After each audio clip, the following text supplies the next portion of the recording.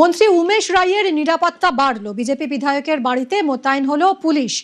এর আগে জঙ্গি হামিম এবং অর্পিতাকে গ্রেফতারের পরই এসটিএফ প্রেস কনফারেন্স করে এসটিএফ এর আইজি তিনি স্পষ্ট জানিয়ে দিয়েছিলেন যে এই জঙ্গিদের মূল নিশানায় ছিল শুভেন্দু অধিকারী, মুখ্যমন্ত্রীর গতিবিধি।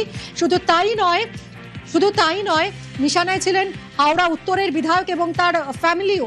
আর এবার নিরাপত্তা বাড়লো উমেশ রায়ের। মন্ত্রী উমেশ রায়ের সঙ্গে থাকবে পুলিশ এসকর্ট। সোমরাজ রয়েছে, আরো জানাবে সোমরাজ। হ্যাঁ দেখো, হাওড়ার উত্তর হাওড়ার বিধায়ক তথা রাজ্যের পুর নগরোন্নয়ন দপ্তরের প্রতিমন্ত্রী উমেশ রায়ের নিরাপত্তা বাড়ানোর সিদ্ধান্ত নিল রাজ্য সরকার।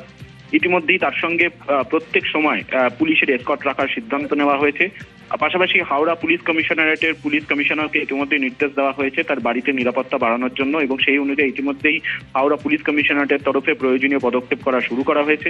মুখ্যমন্ত্রী শুভেন্দু অধিকারী আজ কিছুক্ষণ আগেই উমেশ রায়ের সঙ্গে গুরুত্বপূর্ণ বৈঠক করেন এবং সেই বৈঠকে বার্তা দিয়েছেন যে তিনি তার নিরাপত্তা নিয়ে উদ্বিগ্ন রয়েছে এবং প্রশাসনকে যা নির্দেশ দেওয়া হয়েছে। সূত্র মারফত জানা যাচ্ছে যে তাকে কোন নিরাপত্তা অর্থাৎ ক্যাটাগরি ওয়াইজ নিরাপত্তা এখনো পর্যন্ত দেওয়ার ব্যাপারে চূড়ান্ত সিদ্ধান্ত না হলেও তার সঙ্গে নিরাপত্তা রক্ষী বাড়ানোর সিদ্ধান্ত নেওয়া হয়েছে। পাশাপাশি তার বাড়িতেও সবসময় নিরাপত্তা রক্ষী থাকবে, হাওড়া পুলিশের নিরাপত্তা রক্ষী থাকবেন। এমনকি তিনি যেখানে যেখানে যাবেন প্রত্যেক সময় পুলিশের এসকর্ট রাখারও সিদ্ধান্ত নেওয়া হয়েছে। ইতিমধ্যেই হাওড়া পুলিশ কমিশনারেটকে এই সিদ্ধান্তের কথা জানানো হয়েছে। হাওড়ার পুলিশ কমিশনারের তরফেও প্রয়োজনীয় সিদ্ধান্ত কার্যকর করা হয়েছে, তেমনটাই নবান্ন সূত্রে খবর। ধন্যবাদ সোমরাজ। চোখের চিকিৎসার জন্য বিদেশে যেতে চান অভিষেক ব্যানার্জি, আর এই নিয়ে মামলা চলছে হাইকোর্টে। হাইকোর্ট জানিয়ে দিয়েছে যে না, বিদেশে যাওয়ার দরকার নেই, এসএসকেএমে চিকিৎসা করানো হবে এবং এই সংক্রান্ত রিপোর্ট হাইকোর্টে জমা দিতে হবে। এদিকে হাইকোর্টের এই নির্দেশ পছন্দ নয় তৃণমূল সাংসদের। তিনি সুপ্রিম কোর্টের দ্বারস্থ হয়েছেন, কিন্তু সুপ্রিম কোর্ট অভিষেকের এই আর্জি ফিরিয়ে দিল ফের হাইকোর্টে। কি জানালো সুপ্রিম কোর্ট? মৈত্রীর থেকে জানবো, সঙ্গে রয়েছে নয়াদিল্লি থেকে মৈত্রী। সুপ্রিম কোর্টের কি নির্দেশ, কি পর্যবেক্ষণ?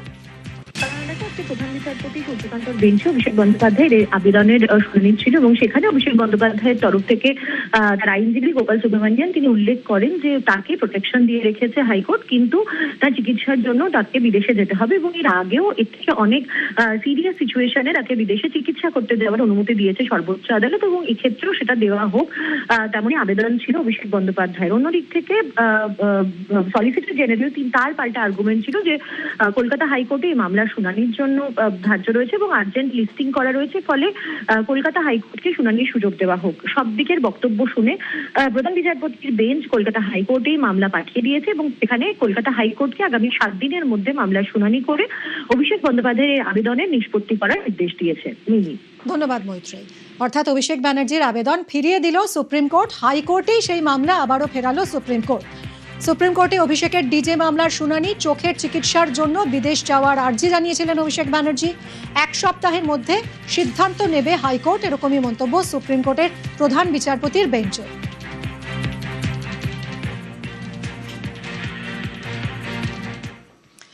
মমতা তৃণমূলে আরও ভাঙন।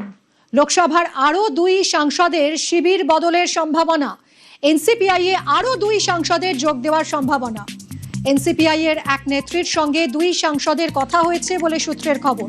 বিজেপির শীর্ষ নেতার সঙ্গেও 2 সাংসদের যোগাযোগ হয়েছে বলে সূত্রের খবর। অর্থাৎ মমতা তৃণমূলে কি তাহলে আরও ভাঙন? কথা বলবো আবির আমাদের প্রতিনিধির সঙ্গে। আবির, কি খবর পাচ্ছ? কারা এই 2 সাংসদ, সে বিষয়ে কিছু বোঝা যাচ্ছে? দেখো, দুজনকে ঘিরে জোর জল্পনা চলছে এবং একই সঙ্গে হচ্ছে 2জন প্রাক্তন মন্ত্রী, তাদেরকে ঘিরেও জোর জল্পনা শুরু হয়েছে। যদিও কালীঘাটপন্থী তৃণমূল কংগ্রেসের তরফ থেকে তাদের নেতা যে সুনাল ঘোষ সেটা পোস্ট করে উল্লেখ করেছেন এক প্রাক্তন মন্ত্রীর নাম নিয়ে, যে তার পরিবারের সঙ্গে তৃণমূল কংগ্রেসের দীর্ঘদিনের যোগাযোগ রয়েছে এবং তৃণমূল কংগ্রেসের প্রতিষ্ঠাতা সদস্যদের মধ্যেও তারা পড়েন। ফলে যে জল্পনা তাকে নিয়ে চলছে সেই জল্পনা যথাযথ নয় বলে তিনি উল্লেখ করেছেন।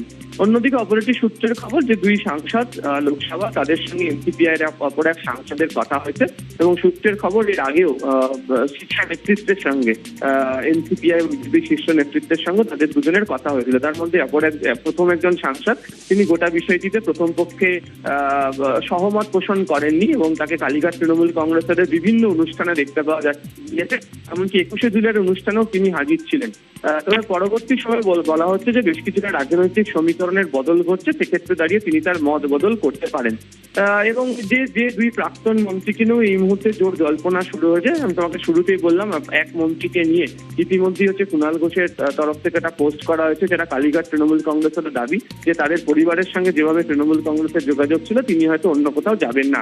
কিন্তু অপরজনকে নিয়ে এখনো পর্যন্ত কোনো আলোচনা কালীঘাট তৃণমূল কংগ্রেসের তরফ থেকে বলা হয়নি। আমরা অতীতে দেখেছি যে একাধিক সাংসদ হোক বা একাধিক বিধায়ক হোক, যাদের সাথে তৃণমূল কংগ্রেসের বিশেষ করে মমতা বন্দ্যোপাধ্যায়ের গোষ্ঠীর দীর্ঘদিনের সম্পর্ক ছিল, তার একে একে দল ছেড়ে চলে গিয়েছেন। এবং অনেকেই রয়েছেন যাদের সঙ্গে একদম ঘনিষ্ঠ বৃত্তের সম্পর্কের মধ্যে ছিল, তাদেরও তৃণমূল কংগ্রেসের পন্থী ছিল, অর্থাৎ কালীঘাট তৃণমূল ছেড়ে নব তৃণমূলে যাওয়া বা সাংসদদের মধ্যে এনসিপিআইতে যাওয়া, তা নিয়েও নানা সময় জল্পনা ছড়ায় ও পরবর্তী সময় সেটা সত্য বলে উত্থাপিত হয়। এক্ষেত্রে দাঁড়িয়ে যে জল্পনা রাজনৈতিক মহলে শুরু হয়ে যাওয়ার পর তাদের নাম নিয়ে জোর চর্চা চলছে। যদি কালীঘাট তৃণমূল কংগ্রেসের দাবি তারা প্রত্যেকেই তাদের সঙ্গে রয়েছেন। অর্থাৎ আরো দুই সাংসদকে নিয়ে জল্পনা এবং আরো বড় ভাঙনের পথে সেক্ষেত্রে মমতা তৃণমূল, অর্থাৎ সাংসদদের দল ছাড়ার সংখ্যাটা 20 থেকে 22 হতে পারে, এমনই জল্পনা জোরদার হচ্ছে।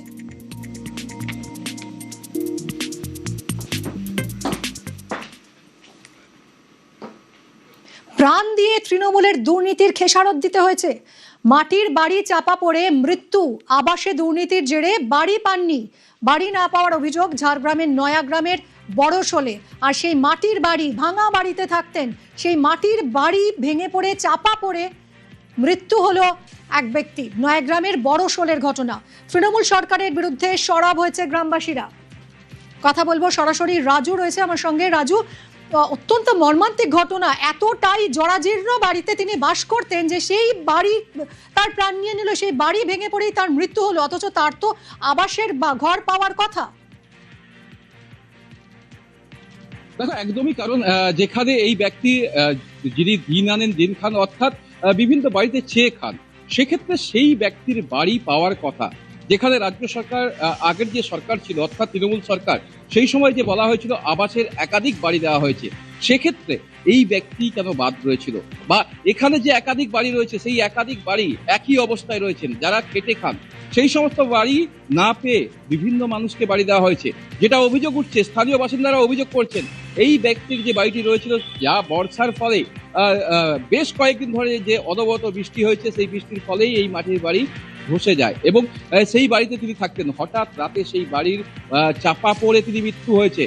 আর এই ঘটনাকে কেন্দ্র করে ইতিমধ্যে স্থানীয় মানুষের মধ্যে ক্ষোভ যে আগের যে সরকার অর্থাৎ তৃণমূল সরকারের আমলে তাদেরকে বাড়ি দেওয়া হয়নি, বাড়ি না পাওয়ার কারণেই বা বাড়ি থেকে বঞ্চিত হওয়ার কারণেই এই ব্যক্তির মৃত্যু হয়েছে। ইতিমধ্যে স্থানীয়দের অভিযোগ করছেন যে তৃণমূল সরকারের আমলে যে সমস্ত আবাস যোজনার মানুষ, রাজু, এরকম নিশ্চয়ই আরো অনেকে রয়েছেন যাদের এই আবাসের ঘর পাওয়ার কথা কিন্তু পাননি, এরকমই জরাজীর্ণ বাড়িতে বসবাস করছেন। একই রকম ভাবে এই বর্ষল গ্রামে একাধিক মানুষ রয়েছেন যাদের এই আবাস যোজনার বাড়ি পাওয়ার কথা, অথচ তারা পাননি। তারা অভিযোগ করছেন তৃণমূল সরকারের আমলে তাদের নাম নথিভুক্ত হয়েছে, নামের তালিকায় তাদের নাম উঠেছে অনেকের, হয়তো তাদের বাড়ি এসছে কিন্তু তারা বাড়ি পাননি। এমনটাই ক্ষোভ প্রকাশ করছেন তারা, কারণ আবাসের বাড়ি না পাওয়ার কারণেই এই ব্যক্তির মৃত্যু হয়েছে, এমনটাই অভিযোগ স্থানীয় মানুষের। তাদের আরো অভিযোগ, স্থানীয় যে সমস্ত তৃণমূলের নেতৃত্বরা রয়েছেন তারা নিজেদের পকেট ভরাতে মূলত আবাসের যে বাড়ি এসছে সেই সমস্ত বাড়ি নিজেদের মতো করে বন্টন করেছেন এবং টাকা নিয়েছেন, যার ফলেই মূলত বিভিন্ন সময় দেখা গেছে মানুষের বাড়ি না থাকার দরুনে বা মাটির বাড়িতে থাকার দরুনে অনেকেরই মৃত্যু হয়েছে। সেই সমস্ত খবর এসে পৌঁছয়নি। এই ব্যক্তির বাড়ির যখন মাটির দেওয়াল চাপা পড়ে সেই ব্যক্তির মৃত্যু হয়েছে, তারপরেই ক্ষোভ প্রকাশ মানুষ বলতে শুরু করেছে। কারণ অর্থাৎ আগের যে সরকার, সেই সরকারের আমলে যে দুর্নীতি হয়েছে সেই দুর্নীতির কথা কেউ বলতে পারেনি, কিন্তু পরিবর্তনের পরে একে একে সেই সমস্ত তথ্য উঠে আসছে। মানুষ অভিযোগ করছেন যে সেই সময় সরকারের আমলে যে আবাসের দুর্নীতি, বারংবার তারা অভিযোগ করেছেন যে আবাসের বাড়ি পাওয়ার যে সমস্ত মানুষের যোগ্য, সেই যোগ্য মানুষদেরকে না দিয়ে যে সমস্ত মানুষের দরকার নেই, যেটা এর আগেও অভিযোগ করেছে, পাকার বাড়ি রয়েছে অথচ তাদেরকে আবাসের বাড়ি দেওয়া হয়েছে, অথচ খেটে খাওয়া এই সমস্ত গরিব মানুষ যাদের একদমই রাজু, খেটে খাওয়া এই ধরনের গরিব মানুষ যাদের জন্যই এই আবাস যোজনা, তারাই বঞ্চিত। প্রাণ দিয়ে তৃণমূলের এই দুর্নীতির খেসারত দিতে হলো। মাটির বাড়ি চাপা পড়ে মৃত্যু, আবাসে দুর্নীতির জেরে বাড়ি না পাওয়ার অভিযোগ, ভয়ঙ্কর অভিযোগ। এবং এই অভিযোগ তৃণমূল আমলে বারবার সামনে এসেছে। শুধুমাত্র আবাস দুর্নীতির জেরে বহু গরিব পরিবার বাড়ি পায়নি, এবার মাটির বাড়ি ভেঙে মৃত্যু হলো বৃদ্ধের। জায়গাটা এসে দেখলাম খুব মর্মান্তিক ঘটনা। যে মানে গ্রামবাসীরা রয়েছে এখানে, বিগত সরকার এখানে কোনো কিছু ব্যবস্থা করেনি। শুধু বিগত সরকার এটাই বলছিল আমরা উন্নয়ন করেছি, আমরা পাকা বাড়ি দিয়েছি, এইসব সব মিথ্যা। এসে দেখলাম এখানে যে গরিব মানুষ খেটে খায় বা জঙ্গল থেকে পাতা তুলে ঝুড়ি তৈরি করে খায়, এদের চোখের জল দেখে আমিও নিজে সহ্য করতে পারিনি।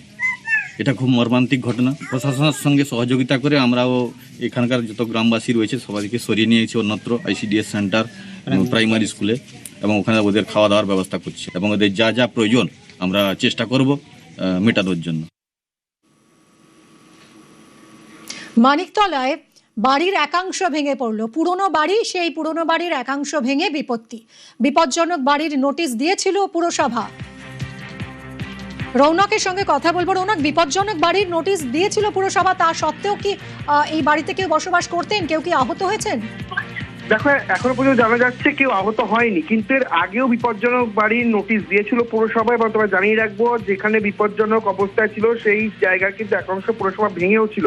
তারপরেও এই 250 বিবেকানন্দ রোডের এই পুরনো বাড়ির একাংশ হুড়মুড়িয়ে ভেঙে পড়ে, এবং বাড়িটি বিপজ্জনক অবস্থায় থাকার পরও কেন তারা ওখানে থাকছিলেন এই বিষয়টি পুরসভার তরফ থেকে খতিয়ে দেখা হবে।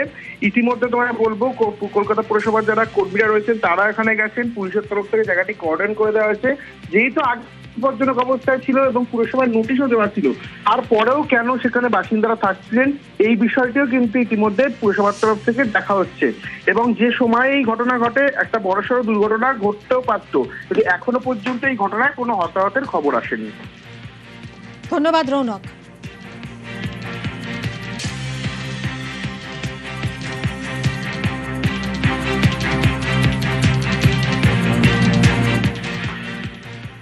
আগ্নেয়াস্ত্র সহ জালে প্রাক্তন তৃণমূল বুথ সভাপতি, 2টো বন্দুক, 4টে তাজা কার্তুজ, তাজা বোমা উদ্ধার হয়েছে। ক্যানিং এর দিঘির পাড়ের ঘটনা। আগ্নেয়াস্ত্র সহ এবার জালে প্রাক্তন TMC বুথ সভাপতি। কথা বলবো অনুপের সঙ্গে। অনুপ, এত আগ্নেয়াস্ত্র কেন ছিল এই তৃণমূল সভাপতির সঙ্গে? দেখো, পুলিশ সূত্রে যেটা আমরা জানতে পারছি, পুলিশ কিন্তু গতকালকে রাতে গোপন সূত্রে খবর পেয়ে ক্যানিং থানার 1 নম্বর দিঘির পাড় গ্রাম পঞ্চায়েতের উত্তর অঙ্গদবেড়িয়ার প্রাক্তন তৃণমূল বুথ সভাপতি তার বাড়িতে পুলিশ কিন্তু হানা দেয়, এবং হানা দিলে তার বাড়ি থেকে একটি লং আর্মস এবং সঙ্গে একটি ছোট বন্দুক এবং 4 রাউন্ড কার্তুজ সহ একটি বোমা উদ্ধার করে। এই ঘটনায় পুলিশ তাকে কিন্তু প্রথমে আটক করে নিয়ে আসে, তারপরে তাকে জিজ্ঞাসাবাদের পর তাকে কিন্তু গ্রেপ্তার করা হয়েছে। পুলিশ সূত্রে আরো জানা যাচ্ছে আজকে তাকে কিন্তু আলিপুর আদালতে পাঠানো হবে। শুধু পাঠানো হবে না, তাকে কিন্তু নিজেদের হেফাজতে নেবে বলে পুলিশ সূত্রে জানা যাচ্ছে। তবে তিনি কি কারণে এই বন্দুক এবং বোমা বাড়িতে রেখেছিল সেদিকে যেমন একদিকে খতিয়ে দেখছে, অন্যদিকে কিন্তু কারা এই বন্দুকের সঙ্গে জড়িত, আর কার কার কাছে এইসব বন্দুক রয়েছে বা কিভাবে তিনি এই বন্দুকগুলো পেলেন, কোথা থেকে পেয়েছেন, কারা দিয়েছে, সেদিকেও কিন্তু ক্যানিং থানার পুলিশ ঘটনার তদন্ত শুরু করেছে এবং তাকে নিজেদের হেফাজতে নিয়ে জিজ্ঞাসাবাদ করবে বলে এমনই কিন্তু পুলিশ সূত্রে আমরা জানতে পারছি। তবে এই ঘটনায় কিন্তু এলাকায় যথেষ্ট চাঞ্চল্য ছড়িয়েছে, কারণ এই যে 2026 ভোটের পরে এলাকায় কিন্তু একের পর এক কিন্তু পুলিশ বোম, বন্দুক এবং গুলি উদ্ধার করছে। সেই ঘটনায় কিন্তু এলাকার মানুষজন যথেষ্ট আতঙ্কিত রয়েছে। ধন্যবাদ। নবান্নের নীল সাদা রং বদলে গেরুয়া, নীল রং বদলে গেরুয়া রঙে নবান্নের দেওয়াল। VIP গেটও এবার গেরুয়া রঙের। গেরুয়া রঙে নবান্ন চত্বরের বাগানের দেওয়াল। গেরুয়া রঙে রাঙিয়েছে নবান্ন। নবান্নের নীল সাদা রং বদলে ফেলা হয়েছে গেরুয়ায়। নীল রং বদলে গেরুয়া রঙে রাঙানো হয়েছে নবান্নর দেওয়াল। VIP গেটও গেরুয়া রঙের। ছিল নীল সাদা, হলো গেরুয়া সাদা।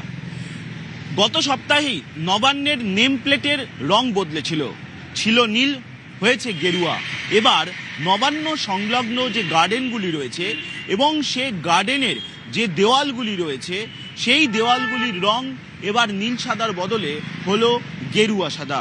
আমি আমার চিত্র সাংবাদিক সুব্রতকে বলবো সেই ছবিটি দেখাতে, যে দেখতেই পাচ্ছেন যে নবান্ন সংলগ্ন যে দেওয়ালগুলি রয়েছে, অর্থাৎ নবান্নের মূল গেট থেকে এক্সিট করার গেট ওটা, আর ওখান থেকে বেরোলেই যে গেটগুলি রয়েছে, যে দেওয়ালগুলি রয়েছে, অর্থাৎ গার্ডেনগুলি সংলগ্ন যে দেওয়াল, সেই দেওয়ালগুলির রং কিন্তু এবার গেরুয়া সাদা হলো। শুধু তাই নয়, নবান্ন সংলগ্ন যে দেওয়াল, এমনকি আপনি আমার ডান দিকেও দেখতে পাচ্ছেন যে বিভিন্ন যে ফুটপাতের যে দেওয়ালগুলি রয়েছে সেগুলোর রং কিন্তু এবার গেরুয়া সাদা করে দেওয়া হলো। এর আগেই নবান্নের নেম প্লেটের রং হয়েছিল গেরুয়া, আর এবার নবান্ন সংলগ্ন যে গার্ডেন, সেই গার্ডেনগুলির যে দেওয়াল, সেই দেওয়ালগুলির রঙও এবার গেরুয়া সাদা হলো। ক্যামেরায় সুব্রত জানার সঙ্গে সোমরাজ বন্দ্যোপাধ্যায়, নিউজ 18 বাংলা, কলকাতা।